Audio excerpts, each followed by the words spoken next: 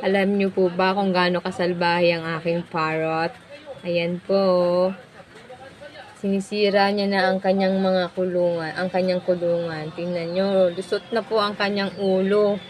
Makakalabas na siya. Ayan o. Pakasalbahe ng ganyang parrot. Ayan o. Ang laki-laki ng mata. Ayan o.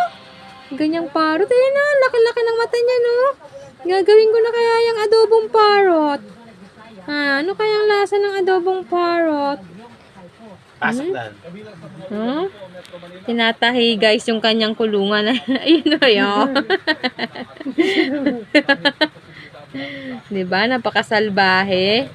Sira-sira na yung kulungan niya. Oh, diba? Napakasalbahe talaga niya ng ganyang parrot. Oh, kasya na siya. Oh, pag ikaw kinain ng mga pusa, lakot talaga. Magagawa kang parrot na adobo.